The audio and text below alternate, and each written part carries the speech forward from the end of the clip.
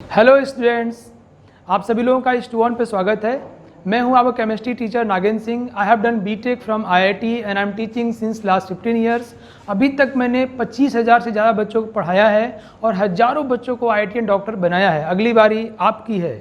So you know chemistry as a subject it's full with facts and figure. तो कई बार लोग इसको रटते हैं और ये इनके लिए मुश्किल सब्जेक्ट बन जाता है, बट यहाँ पे आप कॉन्सेप्ट्स को समझेंगे, रियलाइज़ करेंगे और ये सब्जेक्ट आपके लिए बहुत ज़्यादा स्कोरिंग और रैंक प्रोड्यूसिंग होने वाला है। तो चलिए देखते हैं आज के लेक्चर में कैसे ये चीज़ें रियलाइज़ करते हैं हम। ओके, सो थर्मोडायनेमिक्स एज सच का ये बहुत ही शानदार सेशन हम लोगों ने अभी तक पूरा लिया है।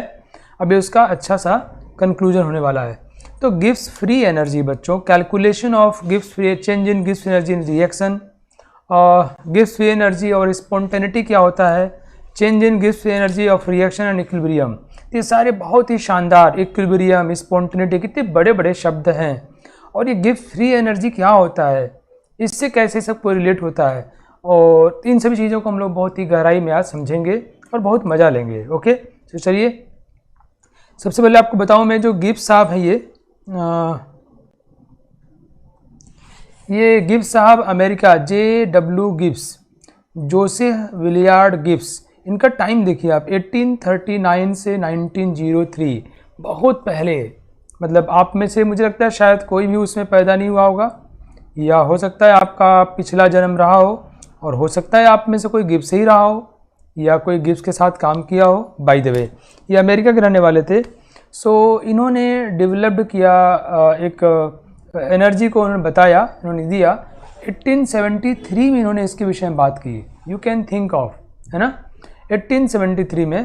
तो गिब्स साहब ने कहा कि इसको हम लोग गिब्स एनर्जी या गिब्स फ्री एनर्जी भी कहते हैं। क्यों कहते हैं हम लोग समझेंगे इसको, या इसको अवेलेबल एनर्जी कहते हैं। अवेलेबल एनर्जी मतलब ये है बच्चों, सपोज करिए आपके पास मान लीजिए 10,000 रुपये हैं, 10,000 रुपीज़ आपके पास हैं। ओके, हमने भाई कहा आपको कोई ज़रूरत पड़ गई पैसे की, बैंक में 10,000 रुपीज़ है और आपको पैसे की ज़रूरत पड़ गई, तो क्या आप 10,000 यूज कर सकते हैं? बैंक वाले कहते हैं कि आपको बैंक में, सपोज किसी बैंक का नियम है कि आपको 2,000 रुपीज़ बैंक में छोड़ना ही पड़ेगा, तो आपके काम कितना हुआ? सिर्फ 8,000 रुपीज़ ही तो हुआ। नहीं, सिर्फ 8,000 रुपीज़ आपका काम का हुआ। तो ये जो अमाउंट है जिसको आप खर्च कर सकते हैं, है तो इतना, बट इतना ही खर्च कर सकते हैं। This is called available energy to you for doing some useful work. Similarly delta G को हम लोग बोलते हैं अवेलेबल एनर्जी, और कह सकते हो energy available for doing some useful work. Delta G is energy available for doing some useful work, for doing some useful work. ये एक सिंपल सी भाषा में हम लोग इसको समझ सकते हैं। आगे हम इसको और एक्सप्लेन करने वाले हैं। मैंने क्या बताया आपको कि अगर आपके अकाउंट में 10,000 रुपीज़ हों, so out of 10,000 rupees, suppose 2,000 rupees you have to keep in your account, bank system will not allow you to take all amount, so only 8,000 rupees you can use, that is what delta G है ना बच्चों। तो मुझे उम्मीद है आपको बात समझ में आ गई होगी। तो कुल मिला के गिब्स साहब को हम लोगों का प्रणाम, और इन्होंने बड़ा महान काम किया। इन्होंने बताया कि हमारी बॉडी में जितनी एनर्जी होती है, पूरी एनर्जी हम लोग यूज नहीं कर सकते, तो जितना हम लोग यूज कर सकते हैं that is called available energy, and that is called, इनके नाम पे उसको बोलते हैं Gibbs energy of the body, या Gibbs free energy. Free for out of the total amount of energy, this much energy is free to us, available for doing सब good work. Okay, that's what. Now Gibbs free energy के विषय में बच्चों थोड़ा और समझाऊं मैं आपको। देखो, वैसे ये इसको डिफाइन किया गया, G is equal to H minus, क्या चल रहा है भाई, हाँ, G is equal to H minus T S, है ना। Gibbs free energy is equal to G, है ना, ये इसका बेसिक डेफिनेशन है। तो बच्चों अगर यहाँ से देखा जाए, G is equal to H minus T S. Okay, so अब डेल्टा जी निकाला जाए तो this will be equal to delta H minus delta T S. बड़ा कांस्टेंट टेम्परेचर पे लिया जाए तो this will be equal to delta H minus T delta S. S delta T term गायब हो गया because at a constant temperature delta T will be 0। तो delta जी की वैल्यू इतनी हो जाती है। डेल्टा जी स्टेट फंक्शन है, मतलब ये इनिशियल फाइनल स्टेट पर डिपेंड करता है, पाथ पर डिपेंड नहीं करता। एक्सटेंसिव प्रॉपर्टी मतलब जैसे ज़्यादा मास के लिए, ज़्यादा मोल के लिए काम करेंगे तो इसकी वैल्यू बढ़ जाएगी। दोगुना मास होगा तो जी की वैल्यू दोगुना हो जाएगी। यस बच्चों, मुझे उम्मीद है आपको मेरी बातें समझ में आ रही होंगी। ठीक है, तो जैसे देखो आप, थोड़ा मैं इसको और समेट लेता हूँ, आपको अच्छा फील आएगा। सपोज करिए कोई बॉडी है, ये उस बॉडी में टोटल इतनी एनर्जी है। हम लोग बहुत सारे रहस्यों को देखेंगे, है ना बच्चों, बस आपको इस बात पे फोकस करना है। तो मान लो किसी की टोटल एनर्जी, हम कब बात कर रहे हैं, eight a constant temperature and a constant pressure. अगर प्रेशर कांस्टेंट होता है तो किसी बॉडी में जो हीट होगा इन्वॉल्व वो डेल्टा एच के बराबर होता है, हम सभी जानते हैं। अब इसकी बॉडी में जो वो एनर्जी है जो डिस्टर्ब करती है, जो डिसऑर्डर करती है, जो रेंडमनेस के कारण है, उस एनर्जी को क्या बोलते हैं, T delta S. T delta S, this is the amount of energy which is responsible for randomness, which is responsible for disorderness of the system. Means this amount of energy, you can see T delta S is the unit of energy. Yes, so this amount of energy we could not use for doing some useful work. So out of this delta H, only this much amount of energy is available for doing some useful work. This is called delta G.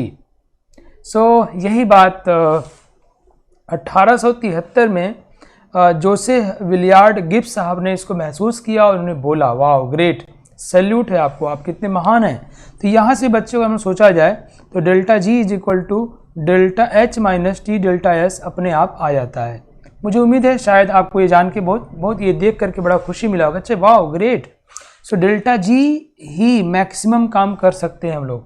मैं आपको एक रोचक बात बताऊँ कि जब हम लोग काम करते हैं ना, तो हमारे अगर हम लोग काम इरिवर्सिबली करते हैं तो हमारे काम करने का तरीका ऐसा होता है जिसमें हम लोग वाइल डूइंग एक्टिविटीज़, आप लोग जरूर रिस्पॉन्स करते रहो, मज़ा आ रहा नहीं आ रहा आपको, है ना, it's very important.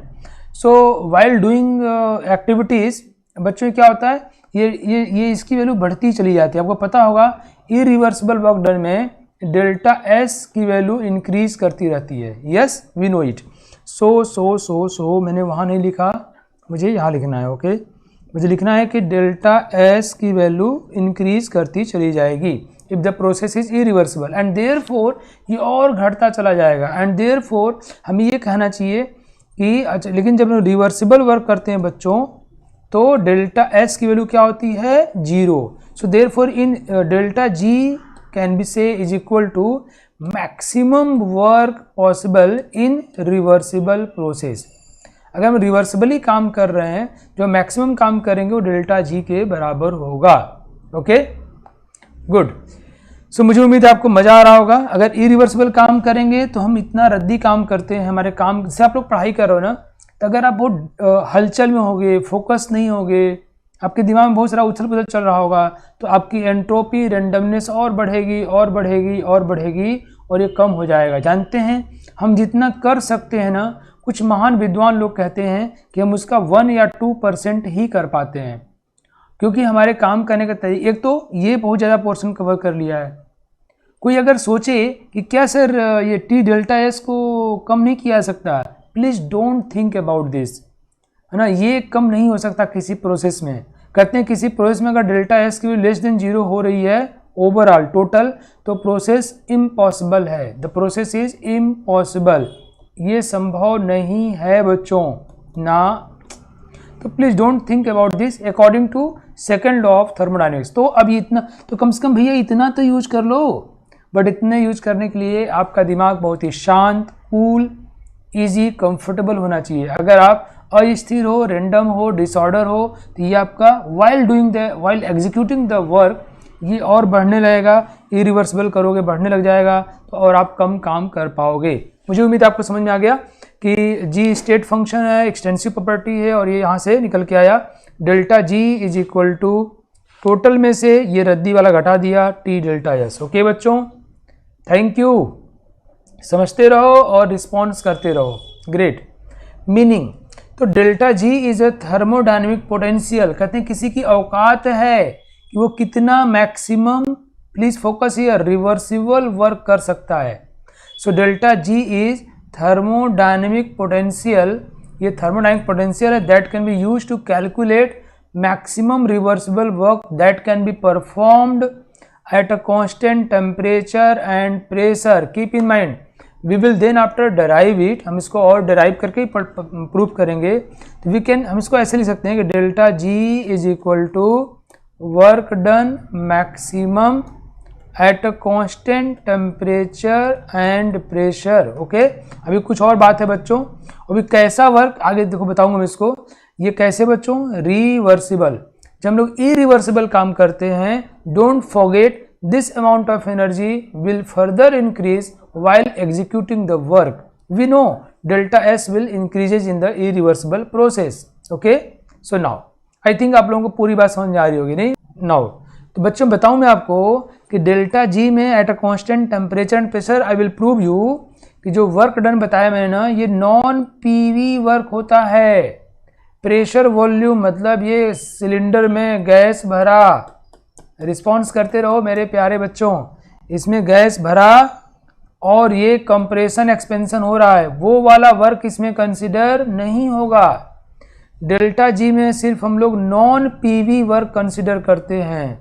We should say non PV work consider करते हैं, मतलब जैसे charging of battery, discharging of battery, electric field में कोई काम हो रहा है, मैग्नेटिक फील्ड में कोई काम हो रहा है, ऑल दिस वर्क्स, फ्रिक्शन के अगेंस्ट काम हो रहा है। ओके, सो वी जस्ट, हमने कोई बॉडी चल रही है और फ्रिक्शन है सरफेस पे, तो चलने से जो वर्क डन कर रहा हो, so we just consider here non PV work again. So delta G एक थर्मोडायनेमिक पोटेंशियल है, औकात है आपकी, कितना काम कर सकते हो मैक्सिमम रिवर्सिबली, है ना, at constant temperature and pressure. वो भी कैसा काम, नॉन पीवी वर्क। ओके बच्चों, क्यों, I will discuss it, I will prove it in fact. ठीक है, मुझे उम्मीद है आपको यहाँ लिखा है electrical work is charging of battery, discharging of battery, motion against friction, किसी मैग्नेटिक फील्ड में काम करना। अच्छा, अब किसी केमिकल रिएक्शन या फेज ट्रांसफॉर्मेशन हो रहा है बच्चों, कोई केमिकल, सपोज यहाँ ऐसा हो रहा है XA प्लस YB, कोई केमिकल रिएक्शन हो रहा है ZC। ओके, सपोज ये केमिकल रिएक्शन, हमें बताना है इस केमिकल रिएक्शन कितना delta G reaction, change in delta G reaction क्या होगा, right. So we can calculate in different ways, I will explain you. एक तरीका तो ये है बच्चों, वी नो, हम जानते हैं कि delta G is equal to delta H minus T delta S। ये कब होगा, at a constant temperature. Okay, so now we can use same here for reaction. हम रिएक्शन में डेल्टा H कितना चेंज हुआ माइनस टी रिएक्शन में delta S कितना change हुआ, ये निकाल लो। Delta G of reaction we can calculate, gas free energy of reaction we can calculate. Okay बच्चों, नाउ अगर हम इसी को निकालते हैं एट स्टैंडर्ड स्टेट, तो इसके ऊपर हम जीरो, मतलब for standard state, you know standard state का मतलब क्या होता है, बहुत ध्यान समझना आपको। स्टैंडर्ड स्टेट का मतलब होता है pressure should be 1 bar.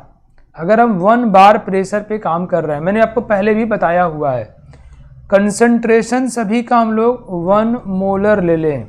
Okay, और टेम्परेचर हम कोई भी स्पेसिफाइड टेम्परेचर ले लें जो थ्रू आउट कॉन्स्टेंट रहे, एनी स्पेसिफाइड टेम्परेचर। ये बहुत इंपॉर्टेंट बात है। अगर सवाल में कोई टेम्परेचर नहीं दिया है तो we can take 25 degree centigrade, ये स्टैंडर्ड स्टेट हुआ। Suppose we are working at 2 bar pressure और any other condition, in that case हम इसको यूज कर लेंगे। जिस कंडीशन पे यूज करेंगे उसका डेल्टा H लेंगे और टी डेल्टा S यूज कर लेंगे। So for a reaction, this is a reaction and we have to calculate change in delta G for this reaction. Then what we will do, delta G is equal to delta H minus T delta S. Okay, it's very easy. Delta G is equal to delta H of this reaction minus T delta S.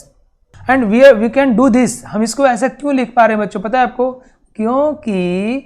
क्योंकि समझ गए ना, ये state function है। कैसा function है, state function है। तो ये final minus initial, all are state functions and extensive property. Yes, we can do. Temperature के लिए ये अशरफ जी कह रहे हैं 0, बेटा टेम्परेचर के लिए कोई भी स्पेसिफाइड टेम्परेचर अपने ले सकते हैं, राइट।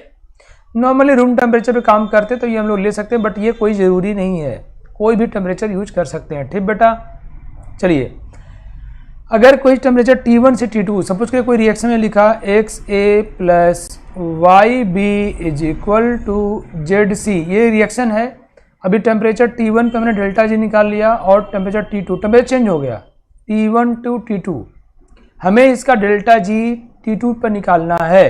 तो हम क्या करेंगे, हम कहेंगे चेंज इन गिव्स free energy at T2 is equal to, और अगर ऐसा हो कि एंथैल्पी और एंट्रोपी का टेम्परेचर पे डिपेंडेंसी क्या हो बच्चों, ना हो, और यू कैन से नेग्लिजिबल हो। If enthalpy change of the reaction and entropy change of the reaction, आप सभी लोग बहुत फटाफट सीखने वाले हो। क्यों?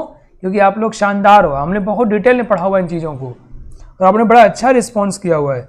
तो अगर enthalpy change and entropy change are temperature independent, मतलब T1 से T2 टेम्परेचर पर डिपेंड नहीं करता, तो हम लोग क्या करेंगे, हम T2 पे गिव्स एनर्जी निकाल रहे हैं, तो हमको T1 टेम्परेचर पे एंथैल्पी चेंज पता, उसको यूज कर लेंगे delta H minus T2। Here we will take the temperature T2 because now temperature has been changed. But अब एंट्रोपी तो हम लोग कोई भी ले लो, T1 T2 एक ही है, तो हमें T1 दिया यूज कर लो। Then delta G T2 at T2 temperature is equal to, ये देखो मैंने T1 वाला यूज किया और ये T2 वाला, ये कब करेंगे, जब इन दोनों की वैल्यू टेम्परेचर पर डिपेंड नहीं कर रहे हैं। अगर डिपेंड करेंगे तो फिर यहाँ पे हम लोग अगर ये निकालना है, सपोज करो ये H और डेल्टा S ये टेम्परेचर पे डिपेंड कर रहे हैं। अगर ये टेम्परेचर पर डिपेंड कर रहे हैं तो हम क्या करेंगे, हम T2 पे निकालने के लिए इसका भी T2 निकालेंगे, इसका भी T2 निकालेंगे, और ये तो T2 हमने लिया ही है। आपको पता है ना T2 कैसे निकलता है, ऐसे निकलता है। देखो, if both are temperature dependent, अगर दोनों टेम्परेचर पर डिपेंड करते हों, अगर दोनों टेम्परेचर पर डिपेंड करते हों, तो delta H2 minus delta H1, we know this relationship is equal to delta, ये पूरे मास के लिए है, हम पर मोल के लिए निकाल रहे हैं बच्चों को, तो T2 minus T1, okay, this is T2 minus T1, we know Cp dt, and हम जानते हैं ना बच्चों Cp dt पर मोल, तो delta Cp T2 minus T1 है ना। इंटीग्रेट करोगे बेटा तो यही आएगा, ठीक है। देखो इसको इंटीग्रेट करोगे ना आप तो यही आएगा, we know DH is equal to Cp dt, इसको इंटीग्रेट करोगे तो ये Cp क्या होता है, ये डेल्टा क्यों लिखा हुआ है, इसको मैंने बहुत डिटेल में आपको एंथैल्पी में पढ़ाया हुआ है ना। ये डेल्टा मतलब प्रोडक्ट का माइनस रिएक्टेंट का, प्रोडक्ट माइनस रिएक्टेंट, ओके। ये डेल्टा हमने आपको बहुत डिटेल में समझाया था, आपको याद होना चाहिए। मैं फिर बोलता हूँ कि जब हम लोग ये यूज़ करते हैं बच्चों डेल्टा H निकालने के लिए, तो एक रिएक्शन में मान लो कोई रिएक्शन और रिएक्टेंट से ये प्रोडक्ट बन रहा है, बहुत ध्यान समझना, ये क्या है, हीट कैपेसिटी। तो change in heat capacity reaction क्या होगा, प्रोडक्ट माइनस रिएक्टेंट, इसी को हम बोलते हैं डेल्टा Cp। अगर इनमें कोई स्टोइचियोमेट्रिक कोएफिशिएंट होता A और B, तो B into Cp of this one minus A into, समझ लो अपना, तो हम इससे निकाल लेंगे। और T2 और T1 टेम्परेचर चेंज होने पर क्या फ़र्क पड़ेगा, ऐसे फ़र्क पड़ेगा। मैंने इसको बहुत डिटेल में आपको पूरे 2 पीरियड में इसको अलग समझाया हुआ है, ठीक है। चलिए पीछे कुछ लोग बोले बताने के लिए, मैंने कहा अगर ये दोनों टेम्परेचर पर डिपेंड नहीं करते, मतलब T1 से T2 मूव करने पर, T1 से T2 मूव करने पर टेम्परेचर फर्क नहीं पड़ता, तो हम उसमें T1 वाला सीधे यूज कर सकते हैं। हाँ, टेम्परेचर चेंज किया है तो मैंने टेम्परेचर निकाल लिया इसको, राइट। लेकिन अगर बोथ ये टेम्परेचर पर डिपेंड कर रहे हैं, तो हम लोग डेल्टा H की वैल्यू निकाल लेंगे, H2 की वैल्यू निकाल लेंगे, है ना। कैसे, delta H2 is equal to delta H1 plus this one at temperature T2, और इसको भी निकालेंगे because we know ds is equal to Cp dt by T। अगर कांस्टेंट प्रेशर है बच्चों तो dQp इज इक्वल टू क्या होता है, dH होता है, and dH is equal to क्या हो रहा है, Cp dt हो रहा है, और ds क्या होता है, dQ by T, Cp dt by T। तो अगर इसको अपने इंटीग्रेट कर लेते हैं बच्चों तो आएगा सी, ये आएगा ln T2/T1। मुझे उम्मीद है आपको बात समझ में आ रही होगी। तो अगर हमको T2 टेम्परेचर पर डेल्टा जी निकालना है, this will be equal to, हम इसको भी T2 वाला यूज करेंगे, इसको भी T2 वाला यूज करेंगे और टेम्परेचर T2 तो यूज करेंगे ही करेंगे। ठीक है, हम लोग क्या पढ़ रहे हैं बच्चों कि किसी रिएक्शन में या फेज ट्रांसफॉर्मेशन में अगर टेम्परेचर T1 से T2 हम जा रहे हैं तो डेल्टा जी की वैल्यू मतलब फाइनल टेम्परेचर पे कितना होगा। So delta G T2 is equal to, we know delta G is equal to delta H minus T delta S। So if delta H and delta S are independent of temperature, so we can use the value of delta H and delta S as such by placing the value of temperature T2, final temperature, right? But if these two values are also changing, so we know, we have seen, we have devoted lecture for the calculation of delta H and delta S at different temperatures. So we just calculate the value of delta H and delta S at temperature T2 by these equations. I have briefly explained here also. So and the placing the value of delta H T2 and delta S T2 and temperature T2 we can calculate. Okay, is it clear? चलिए हम लोग कुछ question try करेंगे अभी इसके ऊपर तो और क्लियर हो जाएगा। गुड।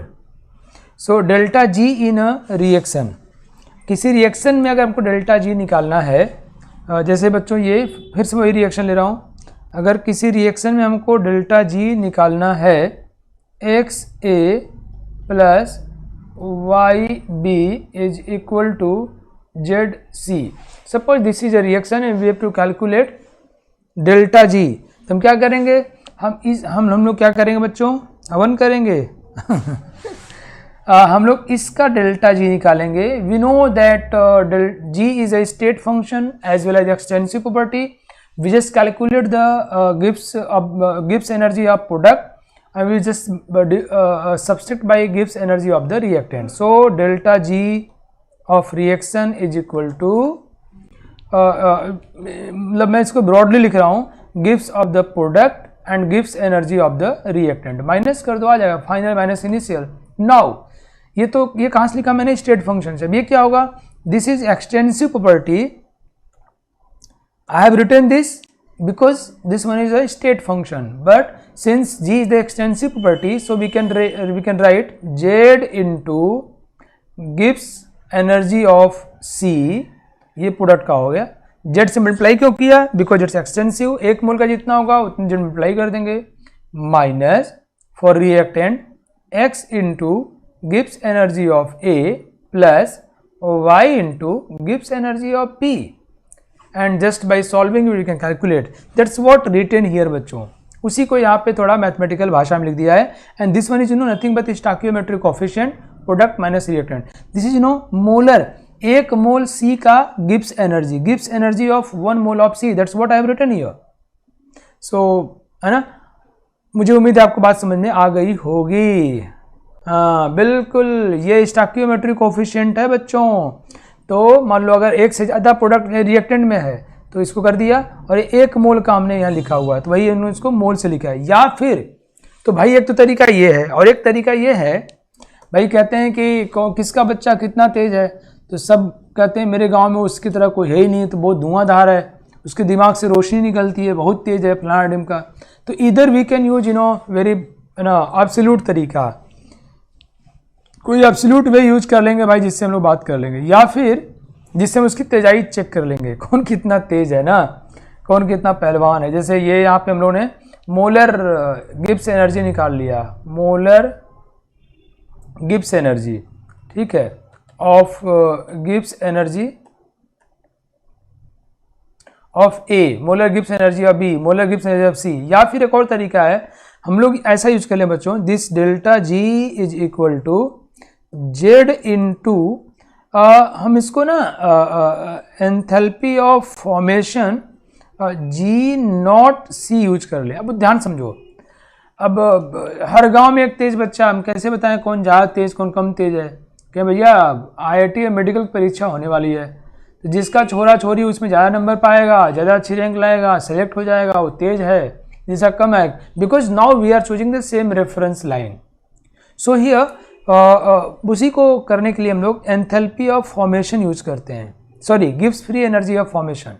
स्टैंडर्ड गिव्स एनर्जी ऑफ फॉर्मेशन यूज करेंगे। स्टैंडर्ड मतलब ये देखो, ये जो ऊपर जीरो लगा दियो ना, स्टैंडर्ड, तो इसमें क्या हुआ, स्टैंडर्ड लेने से अब सबके लिए कॉमन रेफरेंस बन गया। हमने स्टैंडर्ड को ऐसे डिफाइन ही किया है कि रेफरेंस सबका कॉमन हो गया। तो या तो हम मोलर एनर्जी ले लें जो अगेन सबके लिए एक कॉमन रेफरेंस होगा, either we can choose standard गिव्स एनर्जी ऑफ फॉर्मेशन। ठीक है, तो हमें चेंज इन गिव्स एनर्जी ऑफ द रिएक्शन निकालना है, तो हम लोग प्रोडक्ट माइनस रिएक्टेंट करना है, तो या तो मोलर ले लें या फिर ऐसे कर लें, तो we will do it. Okay, minus कर लेंगे हम लोग, समझ गए। ये अब ये क्वेश्चन इज दैट कि व्हाट इज स्टैंडर्ड गिव्स एनर्जी ऑफ फॉर्मेशन। मैं भी बोल देता हूँ, उधर देखो समझाया मैंने। स्टैंडर्ड गिव्स एनर्जी ऑफ फॉर्मेशन देखो ये है, ये देखो 1 मोल सब्सटेंस को बनने के लिए from its elements present in their most stable form at standard state. ये देखो जो 1 मोल की सब्सटेंस को बनने के लिए कहाँ से, बनने के लिए कहाँ से, from its constituent elements present in their most stable state at standard states. Standard condition पे चेंज इन गिव्स energy in formation of 1 mole of a substance. 1 mole substance को, इस सब्सटेंस की स्पेलिंग कुछ ABCD से भर गया है, from its constituent elements in their standard state. एक बात ध्यान रखो, constituent elements should be in their most stable form at pressure 1 bar and temperature any specified temperature. मैं समझाता हूँ मतलब क्या है। सपोज करो बच्चों, मुझे निकालना है, ये देखो फॉर्मेशन, देखो डेल्टा G है ना, F for formation not for standard, right. देखो ये डेल्टा G ऐसे, मुझे इसको निकालना है फॉर मीथेन। अब देखो जब ये दे दिया, इसका मतलब I have to calculate for 1 mole of methane, I mean मुझे 1 मोल मीथेन बनाना है। Pressure 1 bar, it's very obvious, and temperature any specified temperature. अब देखो बच्चों, आपको पता ही होगा, मुझे पूरा भरोसा है कि इसमें 2 हैं, कार्बन और हाइड्रोजन। तो एलिमेंटल स्टेट में कार्बन क्या होता है इसका, सॉलिड, और चले जाओ तो ग्रेफाइट, सॉलिड में भी ग्रेफाइट। ओके, कितना चाहिए आपको, 1 मोल चाहिए, इसमें एक ही तो है यार, ये 1 मोल बनाना है, इस बनाने जितना लग जाए। अच्छा, हाइड्रोजन कितना चाहिए, 2 ले लो यार, 2H2 किस स्टेट में होता है, गैसेस स्टेट में होता है, कब, नॉर्मल टेम्परेचर पे और प्रेशर 1 बार पे। सो इन दिस प्रोसेस डेल्टा, जो रिएक्शन लिखा है, this reaction is for delta GF। समझ में आया क्या, पक्का, श्योर। कोई पूछे आपसे standard gives free energy of formation क्या होता है, तो what you will say, the energy gives free energy change in the formation of 1 mole of a substance from its constituent elements at standard state, that element should be present in their most stable form। oh my god, ये ध्यान देना है, present in their most stable form। चलिए अभी question try करते हैं, quiz आपके screen पर है, तो आपके स्क्रीन पर मैंने अभी क्वेश्चन दिया इसके ऊपर, गिव्स चेंज इन गिव्स free energy of the formation के ऊपर, और इसका परिभाषा क्या है, definition is that change in गिव्स energy of formation of 1 mole of substance eight standard states, means pressure 1 bar, temperature any spied, and that should be element should be present in their most stable form। oh my god, just do this, take 30 seconds, for which of the following delta G of formation is 0 and time allotted is 30 seconds. मैं अपने alarm में time को शुरू कर लेता हूं बच्चों। 30 seconds बहुत ज़्यादा है, इसके लिए थोड़ा दिमाग चलाओ और अपने आप कर लोगे। मुझे सबके आंसर चाहिए, टाइम स्टार्ट्स नाउ। शानदार, ज़बरदस्त, answer is A, why A, because ये भैया देखो एल्युमिनियम सॉलिड को बनाना है, कहाँ से बनाना है, ये अपने मोस्ट स्टेबल स्टेट में हो, कहाँ होता है, सॉलिड में। तो इसमें तो जहाज था वहीं पर आ गया, तो ये तो स्टेट फंक्शन है भाई, जब दोनों सेम है। तो इसका मतलब ये हुआ कि अगर कोई एलिमेंट जिसका गिव्स चेंज इन गिव्स एनर्जी फॉर्मेशन निकालना चाहते हैं, and that element is present in their most stable form itself, सो उसकी वैल्यू 0 आ जाएगी। वहीं से वो बनाना तो क्या आएगा, डेफिनेटली इसकी वैल्यू क्या आएगी, 0 आएगी। बहुत बढ़िया, बहुत अच्छे, बहुत अच्छे। नेक्स्ट क्वेश्चन आपके स्क्रीन पर ये है, बहुत बढ़िया। Let's see now next question. Write expression for, यहाँ एफ है बच्चों, या है ना, ये सही है, आर। चेंज इन गिव्स energy of reaction for given reaction. Come on, just write expression for this. Take time 45 seconds, 45 second में आप लोग इसको कर डालो। Come on everyone, time starts now.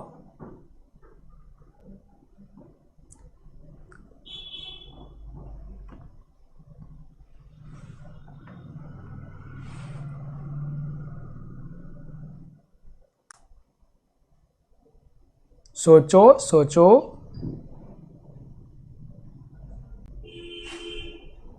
Zero into half क्या होगा, 0 होगा। मैं हिंट नहीं दे रहा, हिंट दे रहा हूं क्या। 0 इंटू 1 क्या होगा, 0 होगा। Come on everyone. Sohan Lal Dwivedi ji ने बोला है, कोशिश करने वालों की हार नहीं होती। मजबूत इरादे से बोला इन्होंने, पूरे पक्का विश्वास के साथ में, कोशिश करने वालों की हार नहीं होती। सवाल गलत हो सकते हैं, लेकिन अगर आपने प्रयास, आंसर अगर गलत हो गया आपका, कोई दिक्कत नहीं। प्रयास किया है तो आप सीखोगे जरूर, या तो सही करोगे या तो सीखोगे। चलिए देखते हैं हम लोग। देखो बच्चों, इसका हम निकालते हैं। अगर delta G of reaction at standard condition, तो हम लोग क्या यूज करते हैं, प्रोडक्ट माइनस रिएक्टेंट। प्रोडक्ट का delta G of formation of product, product कौन है भाई, HCl गैस, माइनस रिएक्टेंट में, तो रिएक्टेंट में कौन कौन है, half into delta G formation, है ना।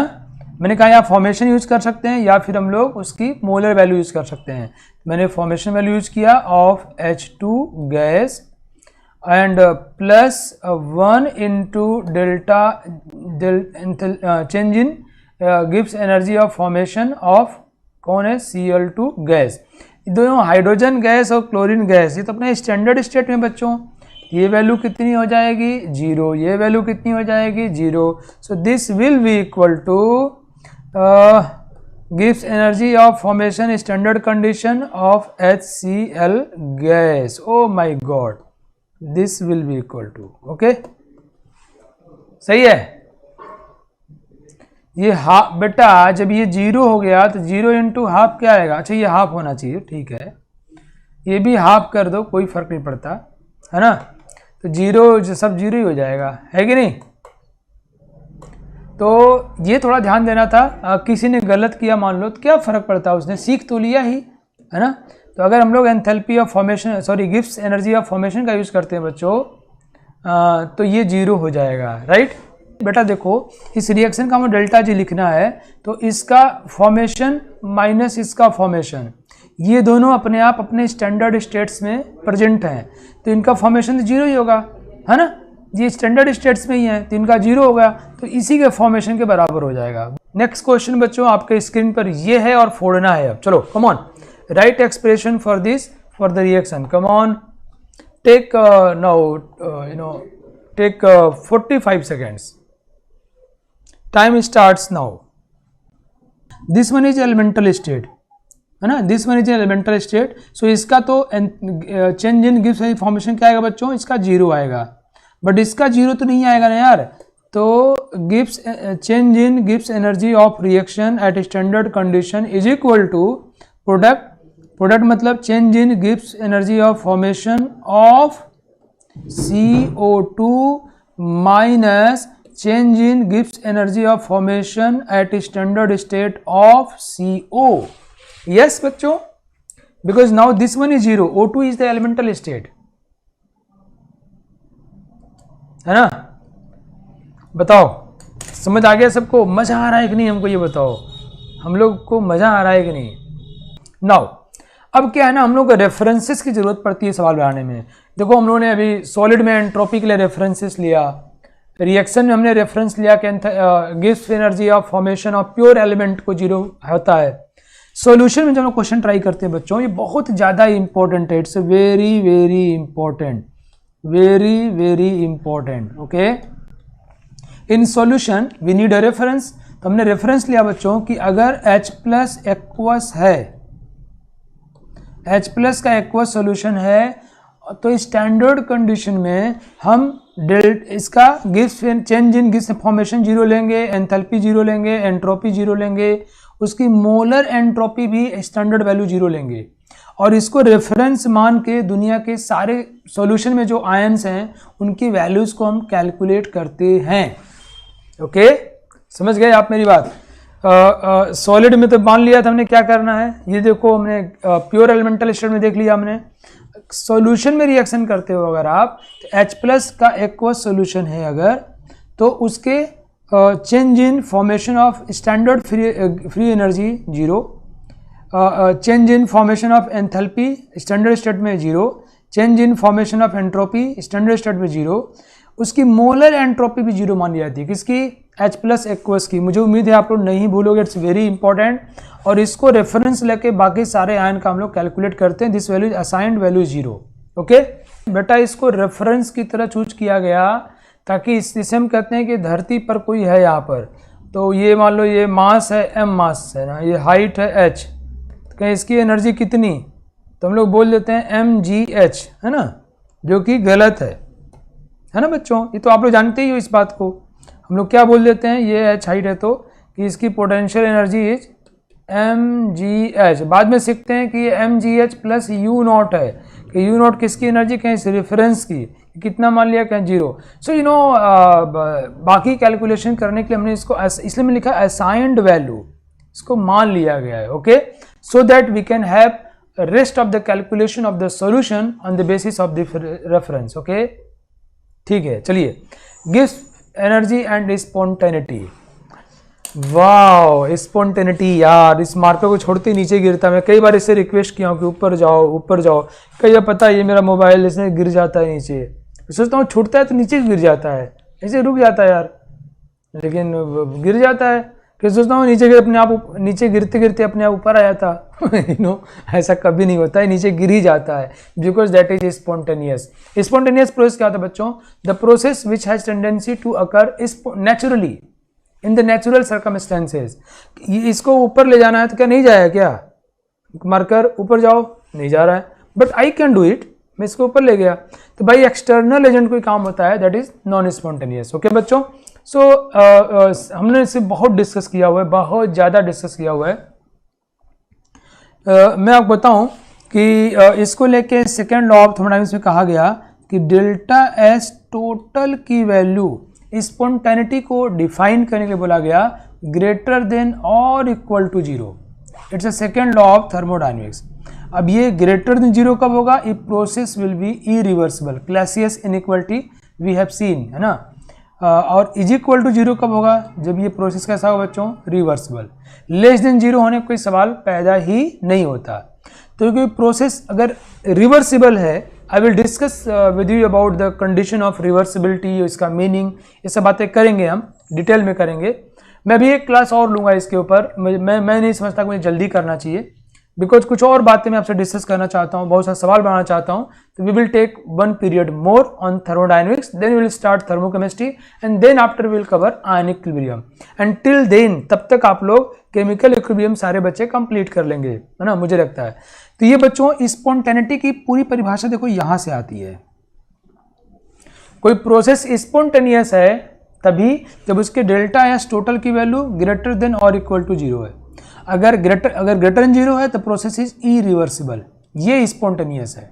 ये रिवर्सिबल मतलब दोनों तरफ इक्विलिब्रियम में आ गया। अकॉर्डिंग टू थर्मोडायनेमिक्स ये इक्विलिब्रियम में आ गया है। तो कहाँ आ गया? इक्विलिब्रियम में। So if you discuss about the spontaneity, ये मार्कर का नीचे गिरना है, ये ऊपर नहीं आएगा, इट्स इरिवर्सिबल। तो इरिवर्सिबल मतलब delta S total should be greater than zero. तो लेकिन पता है मुसीबत क्या है बच्चों? Delta S total is equal to delta S system plus surrounding.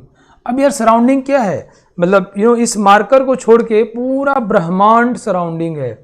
Although हम कहते हैं कि we are interested in the surrounding which can affect its motion, जो इसके मोशन को प्रभावित कर दे, है ना। लोकल सराउंडिंग की बात करते हैं, बट स्टिल सराउंडिंग पे काम करना मुश्किल है भाई, because there is no definite boundary of the surrounding. Surrounding सब कुछ है, तो बहुत मुश्किल है। तो ये अपना लोग कह के तो निकल लिए, ये काम जानते हो कि इन महान लोगों ने किया है, बहुत पता नहीं क्या सोचते थे, खोपड़ी में से कितना दिमाग था यार, भगवान जाने। तो इन लोगों ने बोल तो दिया, अब बाकी लोगों ने इस पे काम करना शुरू किया। अब बच्चों मुसीबत समझो, अब इस पे बात करते हैं स्पॉन्टेनिटी के ऊपर। स्पॉन्टेनिटी क्या है? The irreversible nature of this reaction is spontaneous. कोई रिएक्शन होने की टेंडेंसी रखता है, पानी फ्लो की टेंडेंसी रखता है, वाओ इट्स ए स्पॉन्टेनियस, ठीक है। और ये होने के लिए डेल्टा एस टोटल की वैल्यू ग्रेटर देन 0 होगी। अब ये ठीक है, बोल तो दिया आपने, बात समझ में आ गई। मुसीबत ये है कि टोटल निकाले कैसे, because total include surrounding also. How we can work on surrounding, ये तो बहुत मुश्किल है। तो फिर हम लोग याद करते हैं महान गिब्स साहब को, जो अमेरिका के थे, उनको याद करते हैं। देखो कैसे, जरा समझना है आप। अच्छा, अगर कोई प्रोसेस हो रहा है बच्चों, वो ध्यान समझना, प्रोसेस हो रहा है, ये हमारा सिस्टम है, this one is system, and पूरा आसपास में सराउंडिंग है। तो बहुत ध्यान सुनना भाई। इसका टेम्परेचर दोनों का आपस में क्या होगा? इक्वल होगा। किसी भी इंस्टेंट में, किसी भी जब काम कर रहे हैं हम, तो temperature of system will be equal to temperature of surrounding, right. ये थर्मोडायनेमिक इक्विलिब्रियम में होंगे, और इसको हमने T मान लिया है, दोनों क्या होंगे? इक्वल होंगे। और दूसरी बात, अगर इसको डेल्टा H एंथैल्पी चेंज हो रहा है, मान लो एंथैल्पी लिया, तो किसने दिया? सराउंडिंग ने। सराउंडिंग क्या होगा? नुकसान होगा। तो अगर सिस्टम का डेल्टा जो भी होगा, तो मैं ये कहूँ कि delta H of surrounding will be equal to minus delta H of system. चलेगा? Do you think it's correct? Because ये जो भी, मान लो इसने 20 जूल एनर्जी इसमें आया, तो कौन दिया? इसको मिला तो इसने दिया। तो अगर इसको मिला तो इसके लिए प्लस है, तो इसके लिए क्या है? वो माइनस है। ठीक है ना बच्चों? तो मुझे उम्मीद है आपको बात समझ आ गई। मैंने दो बातें समझाई कि अगर ये मेरा सिस्टम है, तो सिस्टम और सराउंडिंग का टेम्परेचर क्या होगा? इक्विलिब्रियम में होगा, थर्मोडायनेमिक इक्विलिब्रियम। और अगर ये डेल्टा H हीट जो भी सिस्टम का होगा, सराउंडिंग का माइनस डेल्टा H हो जाएगा। क्लियर? चलिए, अब इसको यूज करके हमारी मुसीबत क्या है बच्चों? क्योंकि हमारी मुसीबत ये है कि हम लोग डेल्टा एस ऑफ सराउंडिंग निकाल नहीं सकते, तो हम लोग अब ये इस पे काम करने जा रहे हैं, सिस्टम में कन्वर्ट करेंगे। समझ रहे ना आप? हम सराउंडिंग काम कर नहीं सकते, तो हम लोग कुछ करके सराउंडिंग का भी एंट्रोपी चेंज सिस्टम की भाषा में लिखने जा रहे हैं, क्योंकि हम सिस्टम पे काम करना आसान है। कई बार बच्चे मेरे पास आते हैं, कैसा मैं पढ़ता हूँ, मुझे वो तकलीफ है, वो परेशान करता है या करती है, या वो फलाना ढिमका, घर की आती है, पापा चाचा में लड़ाई होता है, तो वो चीज़ में डिस्टर्ब करता है कि देखो सिस्टम तुम हो, तुम अपने आप को कहते ना, आपकी खुशी आप पे डिपेंड करती है। अगर आपकी खुशी पड़ोसियों पर डिपेंड करती है सबके ऊपर, तो आप बहुत कम बार खुश रहने वाले हो, क्योंकि दुनिया के बाकी लोग आपके अकॉर्डिंग नहीं है दोस्त, वो अपने अकॉर्डिंग है। तो जब आपके अकॉर्डिंग होंगे तो आप खुश होगे, नहीं दुखित होगे। ज़्यादातर आपके अकॉर्डिंग नहीं होंगे, ज़्यादातर आप दुखित रहने वाले हो। So your happiness should be depend on you means your system. So it's easy to tackle. So what we are going to do, we are going to convert this entropy change of the surrounding in the terms of the system. There we can work easily. Yeah, good. Now see बच्चों, so we can write delta S of surrounding, we know is equal to at a constant temperature and pressure. We are working here at a constant temperature and pressure. So at a constant pressure, delta S is equal to delta Q, and delta Q is delta H. Delta H of surrounding by temperature of surrounding system both are equal, and we know delta surrounding is equal to minus delta H of system by temperature. Oh my god, so we can write here this delta S of system, we are calculating delta S total, this is equal to surrounding, just take value from here, minus delta H of system by temperature. Oh my god, wonderful, wonderful. Delta S total. So just multiply by T and let's see what's going to be. So T delta S total is equal to T delta S system minus delta H system. Wonderful ना बच्चों, मजा आ रहा है आपको? मजा तो आना चाहिए, और असली मजा तो अब आने वाला है। अब इसको हम लोग माइनस से मल्टीप्लाई कर दें, है ना, तो minus T delta S total is equal to delta H of system minus T delta S of system. ये आपको याद आ रहा है क्या है? Delta H minus T delta G is delta G of system. You know देखो सब बड़ा अचीवमेंट है भाई, ये बहुत बड़ा अचीवमेंट है, तालियां, great, wonderful. You know we could not calculate the value of delta S of surrounding, it's very I mean next to impossible because you know surrounding has no boundary. But now by using some miracle of the thermodynamics, you know, temperature and you know delta S system, we have converted delta surrounding to delta H of system, the value of systems, and therefore now ये जो T delta S है बच्चों, delta S total अभी convert हो गया delta G system के रूप में। वाओ, ये ध्यान रखना हमको, डेल्टा जी सिस्टम की value minus T delta S total के बराबर हो गया। मजा आया ना? क्या बात है, क्यों करना पड़ा, समझ में आया आपको? बहुत बढ़िया। तो हम लोग क्या सीखे कि delta G of system, system तो निकाल ही सकते हैं यार, is equal to minus T into delta S of total. Now according to second law of thermodynamics, according to second law of thermodynamics हम लोग स्पॉन्टेनिटी कंडीशन निकालने वाले हैं। कहते हैं डेल्टा एस टोटल की वैल्यू 0 से ज़्यादा रखो, वो 0 ज़्यादा होगा तो ये देखो माइनस है बच्चों, माइनस करते 0 से कम हो जाएगा, मतलब डेल्टा जी सिस्टम की वैल्यू 0 से कम हो जाएगा। ओ माय गॉड, अगर ऐसा हुआ तो प्रोसेस कैसा होगा? इरिवर्सिबल। इरिवर्सिबल मतलब कैसा बच्चों? स्पॉन्टेनियस, वो होना चाहेगा। This is what the condition of spontaneity.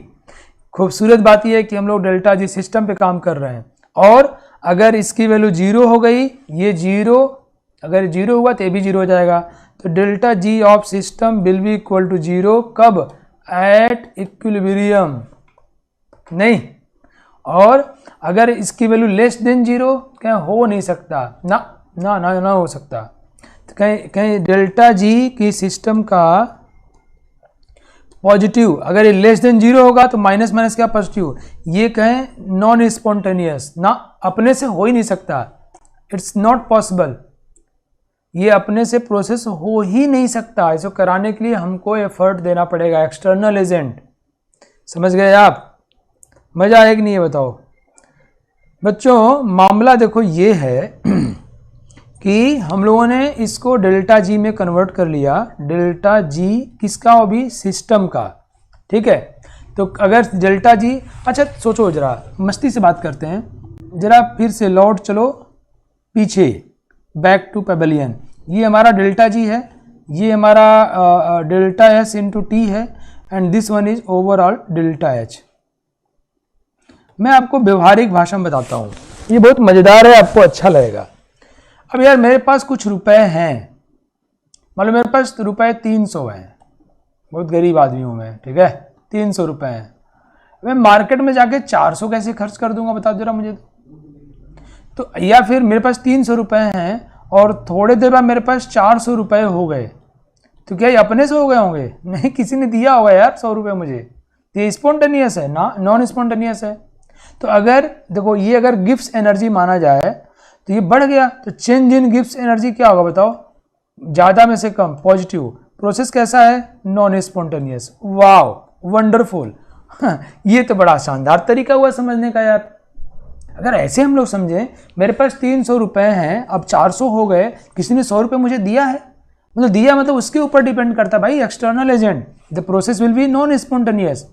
अब डेल्टा जी निकालो, फाइनल माइनस से पॉजिटिव आ गया। उल्टा सोचो, मेरे पास 300 रुपये थे, अब मैं मार्केट में गया, मेरे पास 100 रुपये हैं अभी, ये तो हो सकता है ना, मैंने खर्च कर दिया भाई, yes I can do, it's spontaneous, because मैं उससे कम ही तो खर्च किया हूँ। तो कहीं ये तो आप स्पॉन्टेनियस काम कर रहे हैं, या आप ये कर सकते थे, yes I have done it. अब इसका डेल्टा जी निकालो, डेल्टा जी तो कम में से ज़्यादा, वैल्यू क्या आएगी? निगेटिव। तो अगर डेल्टा जी की वैल्यू मेरे प्यारे लाडलों लाडलियों निगेटिव आता है, अगर डेल्टा जी की वैल्यू निगेटिव आता है, प्रोसेस कैसा होगा? स्पॉन्टेनियस। पॉजिटिव आएगा तो प्रोसेस कैसा होगा? Non spontaneous. और यही चीज़ हमने यहाँ से प्रूव किया। मज़ेदार बात क्या है कि ये हम लोग सिर्फ सिस्टम का यूज कर रहे हैं। नाउ अगर डेल्टा जी सिस्टम का बच्चों 0 हो जाए तो system is in equilibrium, system is in equilibrium. बताओ मजा आ रहा है कि नहीं? बताओ, तालियां। वाह ग्रेट, बहुत बढ़िया, बिंदास, मजा आ गया भाई, कम ऑन। जब बात तो स्पॉन्टेनिटी को हमारा ये डिफाइन करता है कैसे? We have seen, we have understand it. चलो नाउ नेक्स्ट, ये हमने डेराइव कर दिया यार, है ना, हमने इसको बहुत डिस्कस भी कर दिया। मुझे उम्मीद है आपको पूरी बात समझ में आ गई है। चलिए क्वेश्चन ट्राई करते हैं, ये आखिरी कंटेंट है आज का। क्विज कर लेते हैं और फिर अगले क्लास में आपको फिर डिस्कस करूंगा बच्चों। तो अभी जो पढ़ा है उसके कुछ क्वेश्चन देख लेते हैं, देखता हूं आप लोग कितने रेडी हो इस क्वेश्चन के लिए। Come on. और अगली क्लास में इसको हम लोग अच्छे समापन करेंगे, बिकॉज हम लोगों को जल्दी नहीं करना चाहिए। जो चीज़ हम सीख जाएं और अपना बना लें, कॉन्फिडेंस गेन कर लें, एग्जाम में फोड़ दें, वो कीमती है। और पता है सीखते हैं ना तो सीखने की कैपेसिटी बढ़ती रहती है, तो ये हमको अगले कंटेंट को सीखने के लिए एनर्जी देती है। हम बच्चों को पढ़ाने नहीं आए भाई, बच्चों को समझदार बनाने आए हैं, बच्चे को रास्ता दिखाने आए हैं। वो चल रहा है मामला भाई, सवाल बनाओ। स्क्रीन पे आप क्वेश्चन है, फटाफट डालो तो match the column, column 1 column 2। Come on everyone, time is 45 seconds. जल्दी सबके आंसर्स आने चाहिए। कम ऑन मेरे प्यारे लाडलो लाडलियों, आई लव यू ऑल। बहुत लकी हूं मैं टीचर के रूप में, मुझे ऐसे बच्चे मिले हैं। Come on just do it. We know कि ए के लिए क्या आंसर होगा बच्चों? ए के लिए होगा क्या है? Less than 0 spontaneous, Q. B के लिए क्या हो जाएगा? 0 इक्विलिब्रियम पर, आर। सी के लिए हो जाएगा ग्रेटर देन 0, हाँ संभव नहीं है, non spontaneous, without external agent it's not possible. चलिए अब ये कुछ बातें हैं, एक जो मैं अगली क्लास में देखूंगा, आपको लेके आऊँगा। ग्राफ कैसे ड्रॉ किया जाए, फिर के सवाल है बहुत सारे इसके ऊपर। मेरे दोस्त कहे सवाल लेके आने के लिए। लो टेम्परेचर हाई टेम्परेचर क्या होता है, डू यू नो, बहुत सारे क्वेश्चंस हैं, इक्विलिब्रियम वगैरह की बातें हैं। मिलते हैं नेक्स्ट क्लास में। Thank you. On is to on, study is always on. Concepts के बेहतर रियलाइजेशन के लिए इज टू ऑन पर बने रहिए।